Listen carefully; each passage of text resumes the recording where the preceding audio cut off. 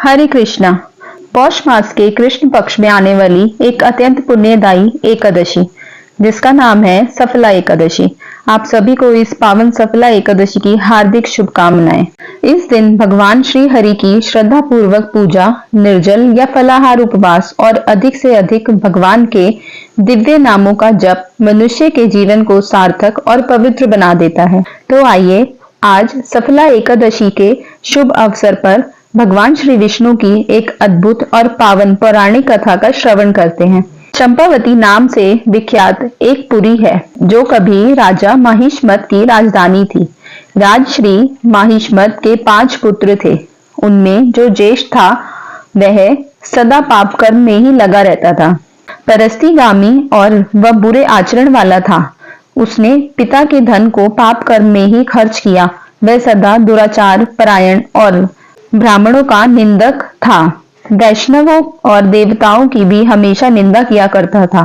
अपने पुत्र को ऐसा देखकर महिष्मत ने राजकुमारों में उसका नाम लुभंक रख दिया। फिर पिता और भाइयों ने मिलकर उसे राज्य से बाहर निकाल दिया। लुम्बक उस नगर से निकलकर वन में चला गया। वहीं रहकर उस पापी ने समूचे नगर का धन लूट लिया। एक दिन जब यह चोरी करने के लिए नगर में आया तो रात में पहरा देने वाले सिपाही ने उसे पकड़ लिया, किंतु जब उसने अपने को महिष्मत का पुत्र बताया तो सिपाहियों ने उसे छोड़ दिया। फिर वह पापी वन में लौट आया और मांस तथा वृक्षों के फल खाकर और निर्वाह करने लगा। उस दुष्ट का विश्राम स्थान पीपल के नीचे था। वहां बहुत वर्षों का पुराना पीपल का वृक्ष था। उस वन में वह वृक्ष एक महान देवता माना जाता था। पाप बुद्धि लुम्बक वही निवास करता था। बहुत दिनों के पश्चात एक दिन किसी संचित पुण्य के प्रभाव से उसके द्वारा एकादशी के व्रत का पालन हो गया। पौष मास में कृष्ण पक्ष को दशमी के दिन पापिष्ठ लुम्बक ने वृक्षों के फल खाए और वस्त्रहीन होने के कारण रात भर जाड़े का कष्ट भोगा। उस समय ना तो उसे नींद आई और ना आराम ही मिला। वह निष्मान सा हो रहा था। सूर्योदय होने पर भी उस पापी को होश नहीं हुआ। सफला एकादशी के दिन भी लुम्बक बेहोश पड़ा रहा। दोपहर होने पर उसे चेतना प्राप्त हुई। फिर इधर उधर दृष्टि डालकर वह आसन से उठा और लैंगड़े की भांति पैरों से बार बार लड़खड़ाता हुआ वन के भीतर गया। वह भूख से दुर्बल और पीड़ित हो रहा था। दिव्य आभूषणों की शोभा से संपन्न होकर उसने अकंटक राज्य प्राप्त किया और 15 वर्षों तक वह उसका संचालन करता रहा। उस समय भगवान श्री कृष्ण की कृपा से उसके मनोज्ञ नामक पुत्र उत्पन्न हुआ। जब वह बड़ा हुआ तब लुम्बक ने तुरंत ही राज्य की ममता छोड़कर उससे पुत्र को सौंप दिया और वह भगवान श्री कृष्ण के समीप चला गया। जहां जाकर मनुष्य कभी शोक में नहीं पड़ता।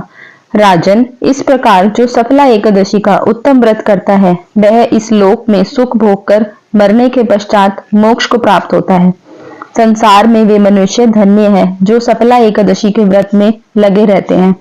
उन्हीं का जन्म सफल है। महाराज, इसकी महिमा को पढ़ने, सुनने तथा उसके अनुसार आचरण करने से मनुष्य राजस्व यज्ञ का फल पाता है। वामन अवतार और विष्णुपति गंगा की उत्पत्ति। भक्तों, वह समय था जब सर्वशक्तिमान भगवान विष्णु वामन अवतार में बलि महाराज को बांध चुके थे। भगवान ने अपने 3 पगों से चराचर प्राणियों सहित तीनों लोकों को नाप लिया। भगवान का पहला पग हटकेश्वर क्षेत्र में पड़ा। दूसरा पग मेहर लोक में स्थित हुआ और जब भगवान ने तीसरा पग रखने का प्रयास किया तो उनके चरण के अंगूठे के अग्रभाग से ब्रह्मांड फूट गया। उस फूटे हुए ब्रह्मांड के छिद्र से एक दिव्य जल निकला जो भगवान के चरण से होकर क्रमशः पृथ्वी लोक पर आया। चंद्रमा के समान उज्जवल उस पवित्र जल से जिस तीर्थ की उत्पत्ति हुई उसे संपूर्ण जगत में जाना गया विष्णुपदी गंगा के नाम से। भगवान विष्णु के चरण स्पर्श से प्रकट हुई यह गंगा सभी प्राणियों के पापों का नाश करने वाली बनी। जो भी मनुष्य श्रद्धा भाव से इस नदी में स्नान करता है और भगवान विष्णु के चरणों का स्मरण करता है वह परम पद को प्राप्त करता है। चंड शर्मा ब्राह्मण की कथा। अब हम चलते हैं एक अन्य पौराणिक प्रसंग की ओर। पूर्व काल में चंड शर्मा नामक एक विख्यात ब्राह्मण हुआ करता था। वे उत्तम व्रतधारी, सदाचारी और उदार स्वभाव के थे, परंतु युवावस्था में उनका मन एक वेश्या में आसक्त हो गया। एक रात्रि आधी रात के समय वे प्यास से व्याकुल होकर उठे और उस वेश्या से बोले, हे प्रिय, मुझे जल दो। परंतु निद्राकुल अवस्था में उस वेश्या ने जल समझकर उन्हें मदिरा दे दी। जैसे ही मदिरा उनके मुख में गई, वे अत्यंत व्याकुल हो उठे। क्रोध में आकर बोले, अरे पापिनी, तूने यह क्या कर दिया? आज मेरे हाथों मेरे ब्राह्मणता नष्ट हो गई। दुखी मन से उन्होंने प्रायश्चित का निश्चय किया और घर छोड़कर निर्जन वन में चले गए। प्रातःकाल उन्होंने अपने सभी बाल निकलवाए, वस्त्र सहित स्नान किया और श्रेष्ठ ब्राह्मणों की सभा में जाकर अपना अपराध स्वीकार किया। ब्राह्मणों ने धर्मशास्त्र का विचार कर कहा, मदिरा पान एक अत्यंत जघन्य पाप है। इसका प्रायश्चित यही है कि मदिरा के समान खौलता हुआ घी पिया जाए। यह सुनकर चंड शर्मा ने कहा, मैं यह प्रायश्चित करूंगा। जब यह समाचार उनके माता पिता को मिला तो वे दौड़ते हुए आए।